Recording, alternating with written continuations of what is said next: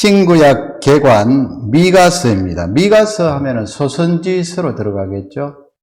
대선지서 하면은 이사야, 예레미야, 에스겔, 다니엘 그렇게 되고요. 이 소선지서는 12권이 되겠습니다. 그러면 다 아시겠습니다만은 소선지, 대선지 어떻게 나눕니까? 대체적으로 말씀이 기록된 그 분량을 따지겠죠. 이사야는 66장까지 있고요. 예레미야 50장 넘고, 에스겔은 40장 후반. 그러면 이제 다니엘 가면, 다니엘은 몇 장입니까? 12장까지 있습니다. 12장. 그러나 그 소선지서로 들어가 보면 호세아가 14장, 스가랴가 14장 그렇게 되어 있어요. 그러면 그 사람들도 대선지로 들어가야 되지 않느냐. 그러나 이 절수를 봐야 돼요. 절수. 호세아는 190절 후반이에요. 200절이 안 돼요. 스가랴는 211절. 다니엘은 몇 절 될까요? 367절. 그러니까 훨씬 다니엘이 많죠. 그러니까 이 다니엘은 대선지자로 넣을 수 있고, 이건 뭐 학자들 이야기하는 것은 아닙니다만은 제가 생각하기는 다니엘이 그 청소년, 청년 시기부터 포로로 잡혀가서 사역 기간이 길잖아요. 60년 이상 할아버지 때까지 그렇게 사역을 길게 하셨기 때문에 다니엘은 당연히 대선지자로 들어가야 된다. 그렇게 보면 되겠습니다. 왜 이사야 했다가 미가로 가느냐? 이 미가는 그 이사야 선지자와 비슷한 시기에 사역을 했기 때문에 그렇게 미가로 왔습니다. 미가로 와서 이제 그 위쪽의 시대에 사역했던 선지자들의 말씀을 몇 주 동안 보기를 원합니다. 그러면 미가서 저자는 뭐 우리가 잘 알죠. 출신은 어디냐? 고향은 모레셋이라는 땅입니다.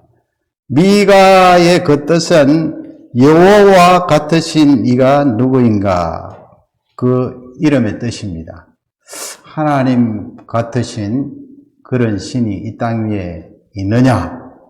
하나님 같으신 분이 누구인가?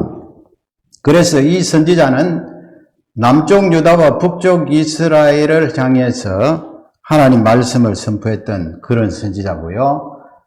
이사야는 주로 왕족들과 말씀을 나누면서 말씀을 선포 많이 했죠. 그러나 미가서는 이 일반 서민들, 백성들에게 말씀을 많이 전하였습니다. 지도를 보시면 모레셋이라는 그 땅이 예루살렘에서 학자들마다 다 달라요. 20km, 30km 하는데 제가 이렇게 보기에는 30km 정도 되는 것 같아요. 지도를 대충 이렇게 그 아래쪽에 잣대를 보면 있잖아요. 30km.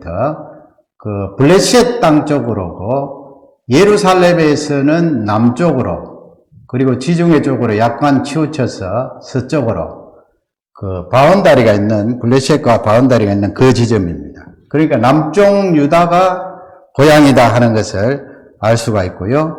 그 다음에 이 사역의 시기가 언제 있는가? 1절에 나와 있죠. 거기에 남왕국 왕들이 쭉 나와 있어요. 요담, 아하스, 히스기야. 그렇게 따지면 주전 739년부터 700년, 원래는 687년 히스기야 죽는 그때로 잡아야 되는데 그때까지는 보지 않고 700년 그 부분에서 딱 자릅니다. 그러니까 이사야 선지자하고 딱 겹치죠. 722년에는 무엇이 있었습니까? 북쪽 이스라엘이 멸망당한 그 시기, 딱 이사야하고 겹치는 선지자가 미가 선지자다.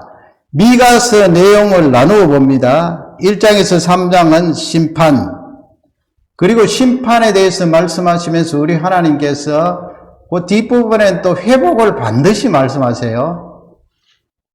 루트 같은 사람은 그 훌륭하신 분이 왜 그런 말씀을 하셨는지 모르겠습니다만 소선지서는 이 오락가락한다.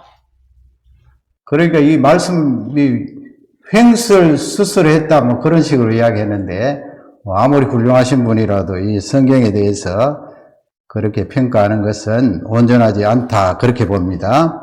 틀림없이 이 하나님께서 성령의 감동으로 심판을 말씀하시고 그 다음에는 회복을 말씀하시고 늘 이렇게 짝을 이루어서 가는 것을 볼 수가 있습니다.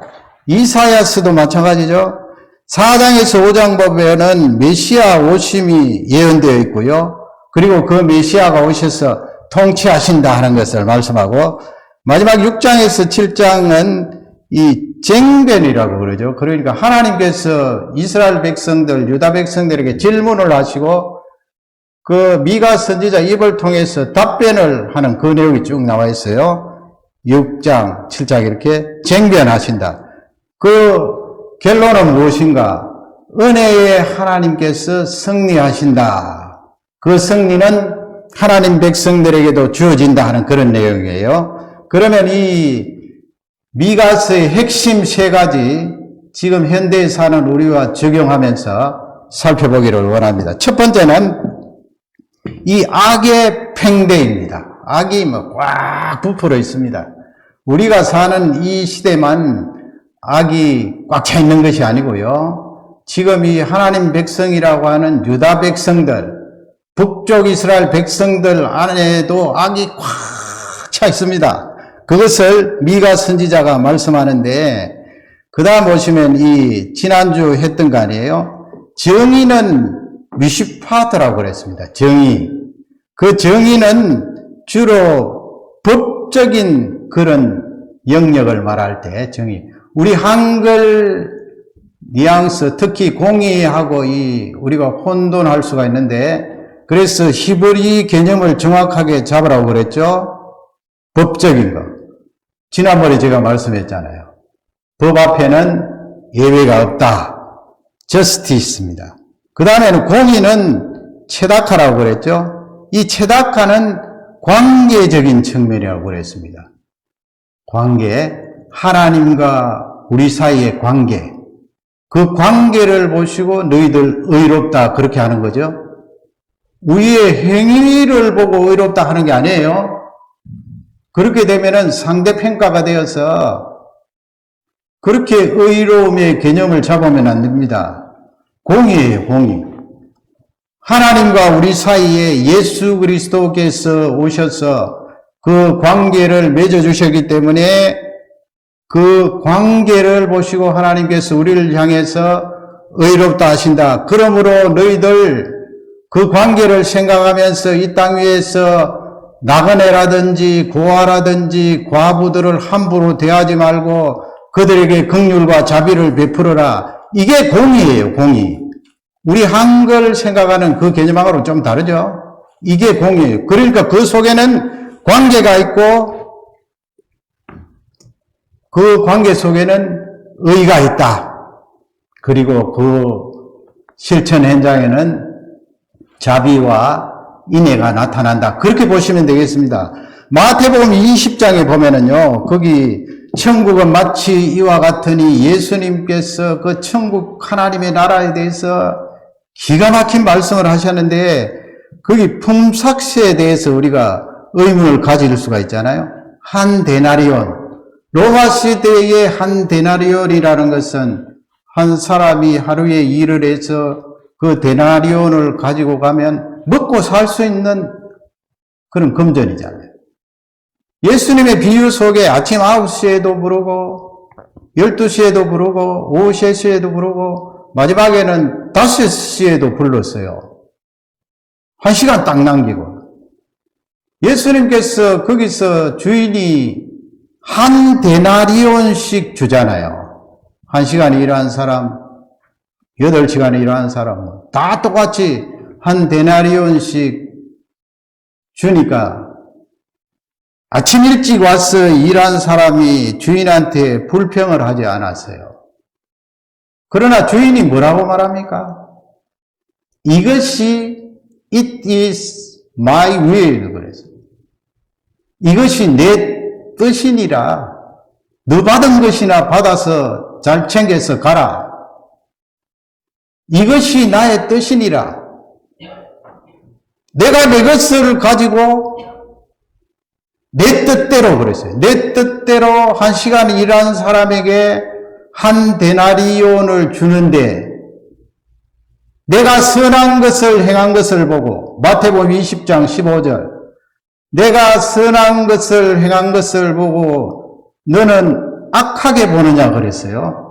그때 예수님이 주인이 그 말씀을 하신 내용 속에는 어느 쪽입니까 여러분? 앞쪽에 미시파트입니까? 정의입니까? 아니면 아래쪽에 체다카, 공의입니까?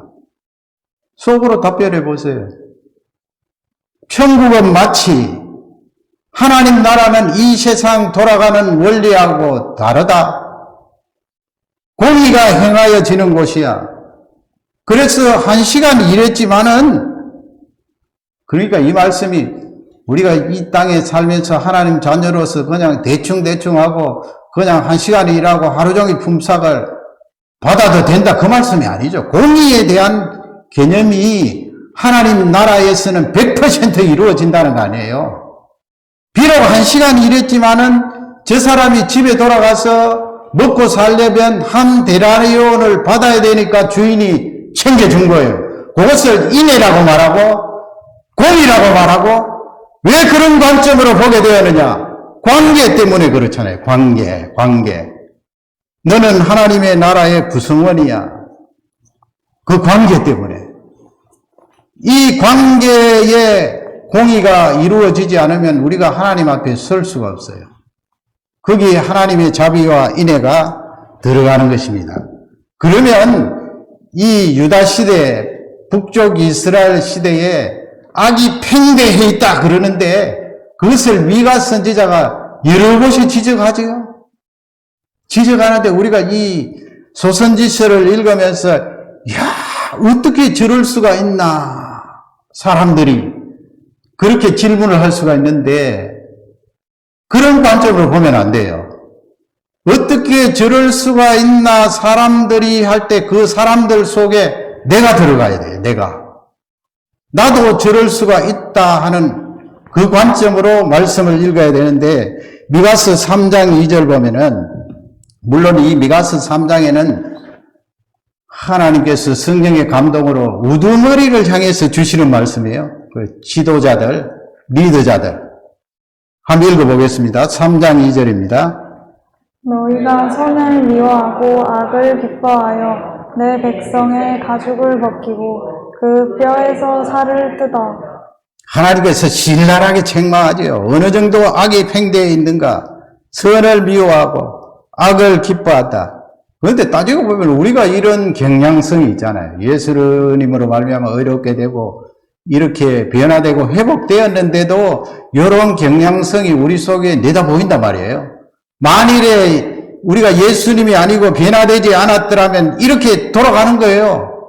선은 미워하고 악은 기뻐하고 이 우두머리들이 어느 정도 하는가 하면 내 백성의 가죽을 벗기고 그랬어요. 신랄하게 하나님이. 물론 그 지도자들이 백성들을 잡아서 살가죽을 벗겠다 그런 말씀은 아니에요. 그 정도로 지금 백성들을 못 살게 군다 이 말씀이에요. 가죽을 벗기고 그 뼈에 살을 뜯어. 마치 우리가 갈비를 먹을 때 말이죠. 갈비를 먹을 때 얼마나 맛있어요. 그러니까 그 뼈에 붙어있는 살점 하나 남기지 않고 싹싹 뜯어먹듯이 이 지도자들, 유다 백성들의 지도자들이 그렇게 백성들에게 잔인하게 대한다. 하나님께서 지금 지도자와 백성 그 관계를 보잖아요. 관계를 보는데 내가 너희들에게 관계를 하여서 하나님 백성 삼았는데 그토록 지독하게 너희들 사이의 관계를 엉뚱하게 하느냐, 악하게 하느냐, 그것을 보는 거예요. 3장 3절도 같은 맥락이에요.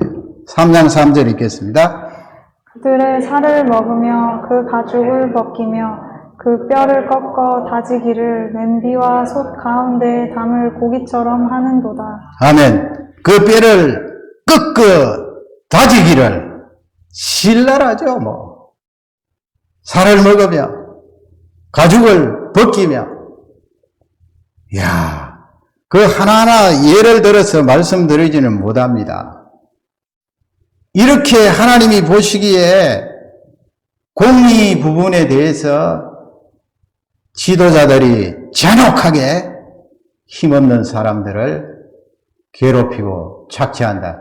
이 말씀을 보고 어떤 사람은 계급혁명이 일어나야 된다 그런 말을 하는데 성경이 여러분 공산주의식으로 계급혁명을 말씀하지 않습니다. 성경 부분에도 가지 않은 사람이에요. 어디 성경이 계급혁명을 이야기해? 계급혁명 이야기한 그 자들이 나중에는 그렇게 체제가 바뀌고 나면 자기들이 이렇게 하잖아요. 잔인하게. 그러니까 그런 개념은 아니에요. 하나님이 보시기에 너희들 지도자 백성들 사이에 그 관계를 보는데 어떻게 너희들이 은혜를 입었으면서 그렇게 힘없는 자들에게 잔인하게 대하느냐? 공의가 없다 이 말씀이에요. 굉장히 엄중하게 그 부분을 보시는 거예요. 미가서 3장 11절 보면은 거기에 우두머리들은 그렇게 나오죠. 우두머리들은 뭘 합니까? 뇌물을 위하여 재판하며 그랬습니다. 요건 어디에 들어갈까요? A라는 사람, B라는 사람이 송사에 들어왔어요. 재판관님, 정말 이 부분에 대해서 공평하게 판결해 주십시오 해서 재판관이 보고 공평하게 판결을 해야 되는데 돈을 받았잖아요. 돈을 받으니까 판결이 이쪽으로 쏠리잖아요. 이 부분은 어디에 해당됩니까? 정의입니까? 공의입니까? 정의죠, 정의. justice. 하나님이 그 부분에 굉장히 싫어하세요. 왜 그럴까요? 하나님께서 하나님의 말씀을 우리에게 기준으로 주셨어요. 거기에는 창조 질서가 담겨져 있어요. 그러면 내가 이 세상에 나아가서 살 때 하나님의 창조 질서 말씀이라는 그 기준대로 딱 살아야 돼요. 그런데 세상이 좋아서 아니면 뭘 만들어 놓고 그것이 진짜 뭘 줄 수 있는 것 같으니까 거기다 넙죽절하고 비나이다 하니까 이것은 기준을 벗어난 재판을 굳게 하는 거예요. 그러니 하나님께서 재판을 뇌물받고 엉뚱하게 판결하는 것을 굉장히 싫어하세요. 장사하는 사람이 저울을 달 때 정확하게 1kg을 달아서 팔아야 되는데 800g을 달아서 팔면은 이문이 남잖아요. 그러나 우리 하나님은 그것을 보시면 너무너무 싫어하세요. 판결을 굳게 하는구나. 정의 부분 되겠죠. 그 다음에 제사장들은 뭐래요? 삭슬 위하여 교훈하며 돈 가지고 와라 제사장들. 돈을 줘야 너희들에게 가르치지. 물론 이 레위 사람들 제사장들이 이스라엘 백성들이 주는 그 11조 그 안에서 분깃을 받고 먹고 사는 거요. 당연하죠. 그건 하나님 허락하신 건데 그러나 그걸 말씀하는 게 아니에요. 그 다음에 선지자들은 뭐래요? 선지자들은 돈을 위하여 점을 본다고 그랬어요. 말씀을 선포하지 않고 돈을 받고 점을 보듯이 그렇게 한다는 거예요. 그러니까 이 내용을 보면 이 부분들은 대부분 미시파트잖아요. 정의가 너희들에게 무너졌다. 정의가. 왜 정의가 무너졌느냐? 하나님이 너희들에게 준 그 하나님 말씀의 기준에서 이탈했다. 이탈하면 이렇게 돌아가는 거예요. 그러니까 우리도 마찬가지예요. 이탈하면은 이쪽으로 들어가게 됩니다. 악이 팽대해 있다. 3장 5절 보세요. 3장 5절 우리 비슷한 내용인데 다 같이 읽겠습니다. 내 백성을 유혹하는 선지자들은 이에 물 것이 있으면 평강을 외치나 그 입에 무엇을 채워주지 아니하는 자에게는 전쟁을 준비하는도다. 아멘. 입에 무엇을 채워주면은 전쟁이 없고 평화다 말하다가 아무것도 들어오는 것이 없으면 그냥 전쟁이 일어난다. 그러니까 이 내용도 하나님의 정의가 없는 하나님 말씀에서 빗나간 거예요. 그 하나님 말씀 있는 그대로 선포를 하고 가르쳐야 되죠. 이해가 되지요? 그러면 첫 번째 하나님이 주신 이 말씀에서 어떻게 저럴 수가 있나 사람들이 그렇게 의문을 가지는데 우리가 그 속에 들어간다 그랬잖아요. 그리고 유다 백성들도 그런 엄중한 죄 때문에 심판을 받는데 우리 하나님이 거기서 끝나는 게 아니에요. 해결책을 우리에게 말씀해 주세요. 해결책. 그러니까 구약 성경도 철저히 처음부터 끝까지 복음이 있고 예수 그리스도가 있어요. 두 번째, 그 해결책이 무엇인가? 다스릴 자예요. 다스릴 자. 통치할 자. 그 다스리시는 분이 너희 인생들에게 해결책이다. 내가 죄악이 팽배해 있는 그 속에 들어가도 염려하고 두려워할 필요가 없어요. 나에게는 다스리는 그분이 보내주셨고 계시기 때문에 그렇습니다. 다스릴 자. 미가서 7장 18절 그 제일 뒷부분이죠. 그 다스릴 자를 하나님이 말씀하시면서 우리 하나님은 어떤 분이신가 우리에게 알려주고 계세요. 7장 18절을 다 같이 읽겠습니다. 주와 같은 신이 어디 있으리이까? 주께서는 죄악과 그 기업에 남은 자의 허물을 사유하시며 인애를 기뻐하심으로 진노를 오래 품지 아니하시나이다. 아멘. 이거 정의와 공의가 다 들어간 거 아니에요?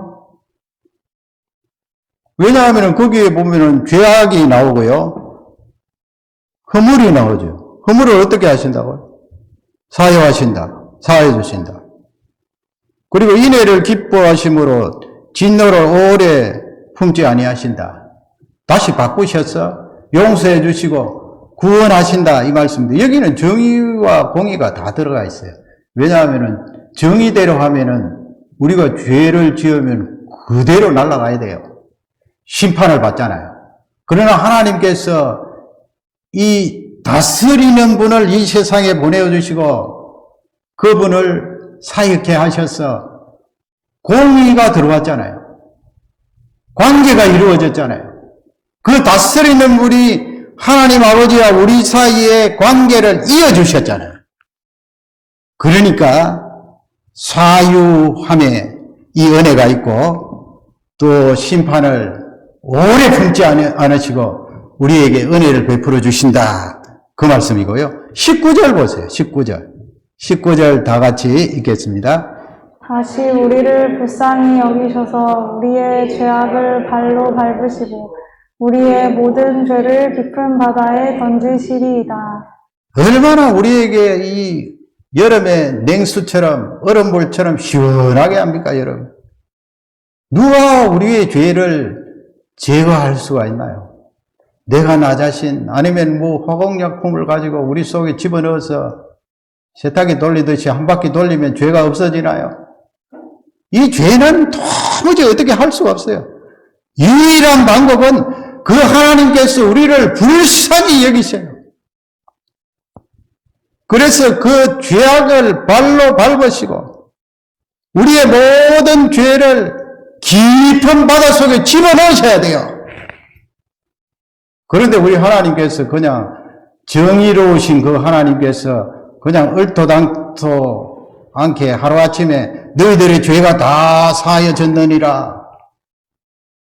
하나님의 정의에 맞지 않아요.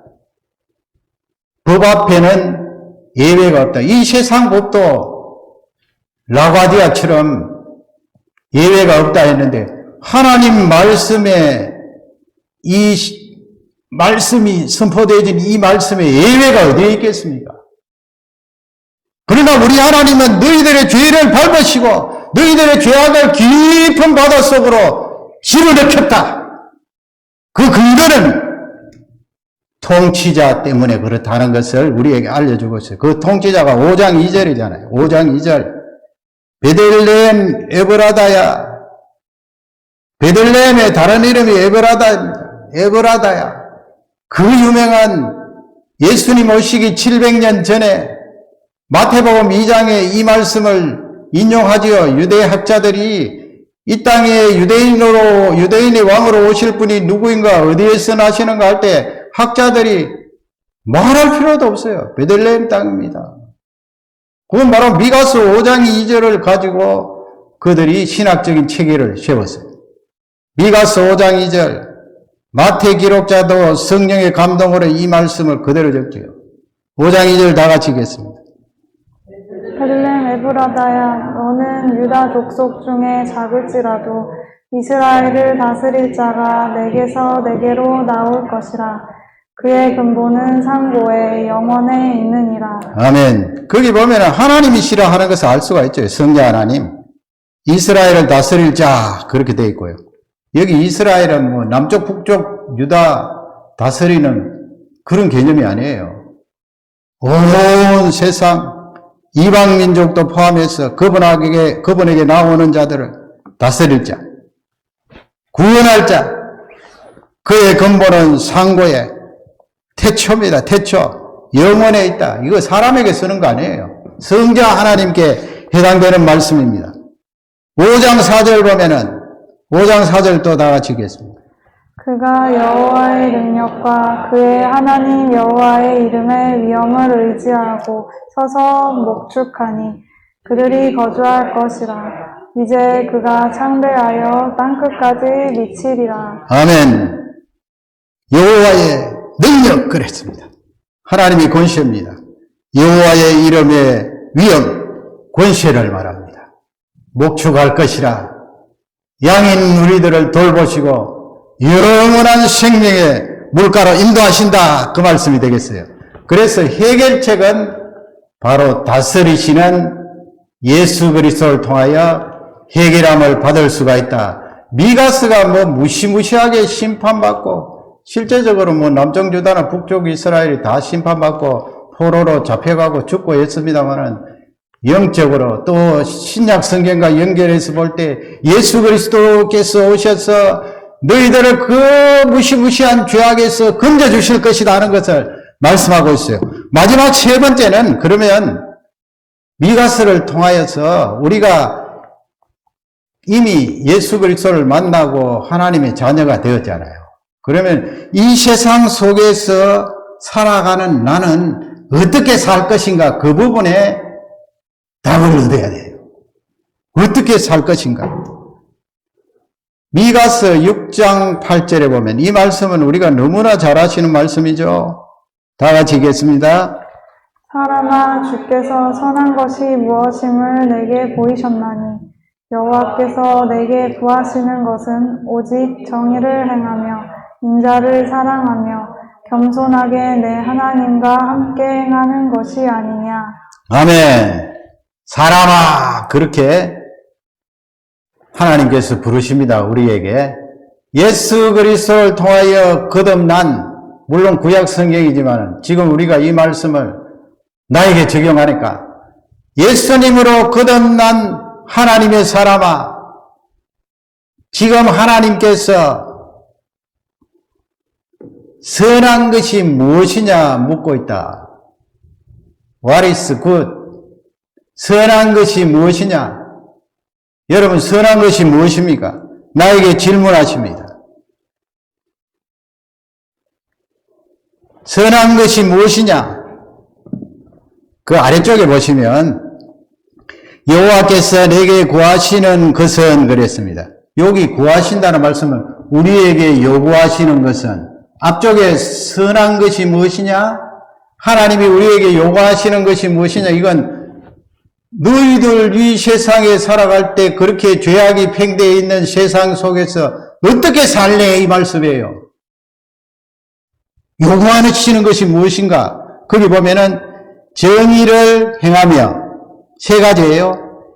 인자를 사랑하며, 그 다음부터 하나예요. 겸손하게 내 하나님과 함께 행하며, 그렇게 되어 있어요. 요걸 영어로 바꿔봤어요. 영어로 to act justly. 미시파 때 정의를 행하며 그 다음에 to love mercy 체다카예요. 공의 관계에 있어서 이 인의 자비를 베풀어라. 마지막 세 번째는 뭐예요? 험벌리 앞에 뭐가 있습니까? 누구와? with my God. 하나님과 겸손하게 걸어라. 어떤 번역을 live, 살아라. 걸어라가 나은 것 같아요. 걸어라. 동행하라. 노아도 그렇고 아브라함도 그렇고 하나님과 같이 걸었더라. 그걸 하나님께서 너 의롭다. 의로 제시한 거 아니에요? 아브라함과 하나님 사이에 같이 걸어가는 그 관계를 보고 너 의롭다. 노아가 하나님과 같이 걸어가는 그것을 보고 그 관계를 보시고 너 의롭다. 이 세상 속에 살아가는 내가 예수 그리스도를 의지하고 하나님과 함께 걸어가는 그것을 보고 너 의롭다. 의로움으로 너 자비를 베풀어라. 공의. 너와 다른 사람 사이의 그 관계, 더욱이 연약한 사람들에게 공의를 베풀어라. 자비를 베풀어라. 그 말씀이에요. 그래서 이 미가서 이 6장 8절 말씀은 현대에 살아가는 우리에게 정확한 길을 제시하고 있어요. 두 가지 개념으로. 정리를 하면, 그 다음에 보시면 정리를 해놨어요. 정리를 하면 정의의 기준은 무엇입니까? 말씀이라고 그랬어요. 거기 정리해놨죠? 관계는 뭐를 말합니까? 의라고 그랬어요. 의. 우리가 이 하나님과 내 사이에 이 관계가 되지 않으면 의가 없기 때문에 구원을 받을 수가 없어요. 어떻게 구원을 받아요? 그 하나님 앞에 우리가 어떻게 써요? 살면 살수록 죄가 팽배해지는데요. 하나님의 말씀 기준을 붙들고 하나님과 나 사이의 그 관계 의를 가지고 이 세상에 들어가라 이 말씀이에요.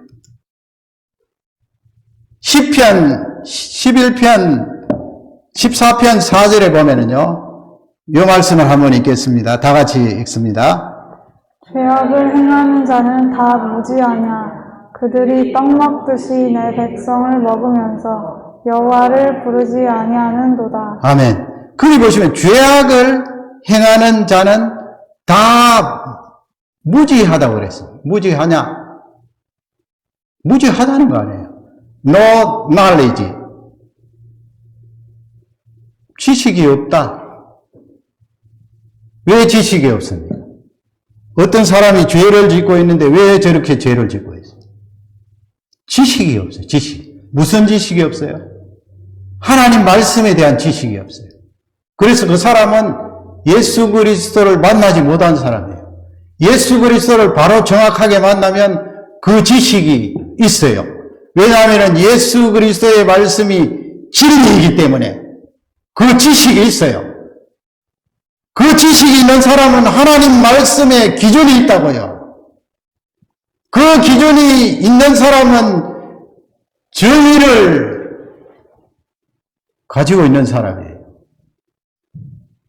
그 정의로 잣대를 가지고 판단하면 아 저거는 죄다, 죄가 아니다 판가름이 나요.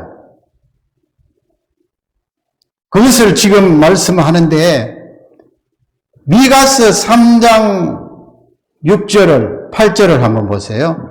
거기 미가 선지자가 이런 말씀을 하세요. 내가 그러면 하나님의 말씀에 대한 지식이 있다 이 말씀이에요. 지식 없이 그냥 내 돌아가는 대로 내 생각나는 대로 그냥 말씀을 선포한 것이 아니다. 그렇게 딱 제시하는데 자세히 한번 보세요. 오직 나는 여호와의 영으로 그랬어요. 하나님의 영으로. 누구를 말하는 거예요? 성령 하나님을 말해요. 오직 나는 성령 하나님의 영으로 말미암아 능력과 그랬어요. 그 다음에 정의와 용기로 충만해졌어. 이 말씀을 선포한다. 이렇게 외쳤어요. 그러면 미가 선지자는 하나님 말씀에 대한 지식이 있는 사람인가요? 지식이 있죠. 어디에 그런 말씀이 있습니까? 거기 정의와 그랬잖아요. 미시파트. 정의와. 그 정의 속에는 하나님 말씀이 기준인, 그것이 정의잖아요. 하나님 말씀 아니고 엉뚱한 것을 주장하면서 정의라고 하면 그 하나님 앞에 죄예요. 하나님 앞에 설 수가 없어요. 정의와 하나님 말씀의 그 기준을 내가 가지고 있는데 보통 가지고 있는 것이 아니고 충만해져서 꽉 차있다 이 말씀이에요. 그래서 여러분 여기서 미가 선지자가 하나님의 말씀으로 꽉 차 있는 것을 도우시는 분이 누구예요? 구약이지만은 신약이 들어와 있잖아요. 여호와의 영으로 성령 하나님은 진리의 영이라고 말씀해 주셨어요. 진리의 영이신 보혜사 성령님이 너희에게 오시면 내가 너희들에게 말한 모든 말씀이 생각나리라.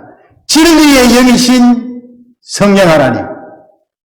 우리가 이 세상에 나아가서 정의를 지키며 살려면 이미 예수님을 통하여 나에게 허락하신 진리의 영이신 성령 하나님이 내 속에 계시잖아요. 내 속에. 내 속에 계셔서 이 말씀으로 꽉 차 있게 한다는 거예요. 그러니 여러분, 이 구원받고 이 세상에 산다는 것은 처음부터 끝까지 은혜예요. 그 은혜라고 말할 때는 우리 인간의 책임은 항상 두 번째 순위인데 두 번째 순위인 책임과 인간의 노력을 무시하라는 말씀이 아니죠. 앞쪽에 성령 하나님의 능력으로 말씀을 꽉 채워주시면 그 말씀에 따라 내가 움직이고 이 세상과 부딪힌다는 거예요. 이 세상과 전쟁하라는 말씀이 아니고요. 그 말씀으로 꽉 차 있으면 정의를 지키는 자이기 때문에 이 세상에 들어갈 때 어떤 변화가 일어나는가. 요한복음 12장 36절에 보면 우리 예수님께서 다락방 말씀을 하시기 전에 그런 말씀을 하세요. 우리에게 얼마나 힘이 되는 말씀이에요. 36절 다 같이 읽겠습니다. 너희에게 아직 빛이 있을 동안에 빛을 믿으라. 그리하면 빛의 아들이 되리라. 아멘. 요한복음 12장은 요한복음 11장 뒤에 나오는 말씀인데 나사로 4일 만에 살리신 예수님께서 그렇게 말씀 전하고 내가 부활이요 생명이라고 말씀해도 사람들이 안 믿으니까 믿는 사람도 있지만 안 믿는 사람이 너무 많으니까 예수님께서 너희에게 아직 빛이 있을 동안에는 육신을 입고 내가 하나님의 형상대로 너희들에게 보여주고 기적을 드러내는데 내가 십자가 지기 전에 빛으로 있을 이 동안이라도 너희들 믿으라 이 말씀이. 믿으면 빛의 아들이 되리라. 빛의 아들이 되리라. 죄악이 팽개 있는 이 세상 속에 예수 그리스도를 믿으면 베들레헴 에브라타 땅에 나신 다스리는 그분을 믿고 영접하면 빛의 아들이 되리라. 에베소 5장 8절에 가면 사도 바울이 뭐라고 말하는? 다 같이 읽겠습니다. 너희가 전에는 어둠이더니 이제는 주 안에서 빛이라. 빛의 자녀들처럼 행하라. 아멘. 앞쪽에 우리가 거기 첫 번째 되죠. 우리가 죄악의 팽대인데 그 속에 들어있었던 거 아니에요. 그래서 너희가 전에는 어둠이었다. 그러나 이미 예수 그리스도를 영접하고 거듭나고 의롭게 된 자로서 주 안에서 빛이라 그랬어. 우리가 가는 곳마다 그런 소망의 메시지가 있는 거예요. 이 어두운 죄악 세상에 빛이라. 빛의 자녀들처럼 행하라. 어떤 번역에는 do, act. 빛의 자녀들처럼. as children of light. 빛의 자녀들처럼 행하라. 그래서 사도 바울이 바로 뒤에 에베소 5장 9절에 보면 그 빛이 도대체 무엇인가? 그것을 우리에게 알려주세요. 성경이. 다 같이 읽겠습니다. 빛의 열매는 모든 착함과 의로움과 진실함에 있느니라. 아멘. 빛이란 게 도대체 무엇입니까? 뭐 알기는 알겠는데 너무 좀 추상적입니다. 모든 착함과 의로움과 진실함에 있다 그랬어요. 이게 지금 미가서에 나오는 개념하고 연결이 돼요. 그 세 가지잖아요. 착함, 의로움, 진실함.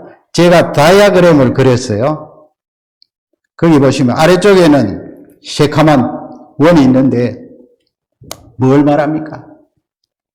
죄악이 팽배해 있는 이 세상, 기준이 되는 하나님의 말씀 없이는 이 세상은 이 깜깜한 암흑이에요. 누가 어떻게 해도 어떤 방법으로 해도 안 돼요. 그거 바꿀 수가 없어요. 우리 인생 자체는 죄로 출발하고 죄로 간다고요.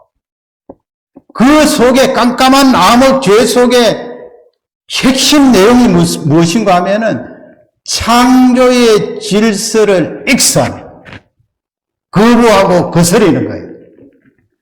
창조의 질서를 거부하고 내팽개치면서 거기서 드러나는 현상들이 뭐예요? 사상, 문화, 철학, 그 속에 들어가 보세요. 죄 문제를 해결합니까? 하나님이 말씀하시는 그 정의의 기준에서 이미 벗어났어요. 탈선했어요. 구원함을 받을 수가 없어요. 그러면 우리는 빛의 자녀들인데 이 깜깜한 어두움과 어떻게 접해야 하는가? 내일부터 여러분 또 이 깜깜한 어두움, 영적으로 보면 깜깜하잖아요. 이 어두움과 접해야 되는데 거기 보면은 중간에는 뭐가 있어요? 진리.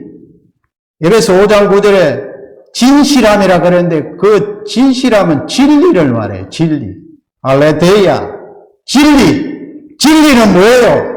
예수님의 말씀. 예수님의 말씀은 창조 질서의 기준이에요. 기준. 정의를 말씀하는 거예요. 이 정의를 가지고 세상과 막 활과 창을 가지고 싸우라 말씀이 아니에요. 성령 하나님이 주시는 그 능력으로 하나님의 말씀 진리가 꽉 차서 이 세상에 나가면 빛을 발하게 돼요. 왜 빛을 발하지 않겠어요? 그 다음에는 또 뭐예요? 거룩, 선함이라고 그랬죠. 선함, 착함. 그걸 미가서로 바꾸면 거룩이에요. 거룩. 진리의 말씀을 성령의 능력으로 가지고 가면 착함, 거룩이 우리에게 나올 거 아니에요. 왜냐하면 공의의 기준대로, 정의의 기준대로 살아가니까 거룩이 우리 속에 나오는 게, 거기 말하는 거룩은 내가 뭐 육체적으로 영적으로 거룩하다 그게 아니고 구별이에요. 구별.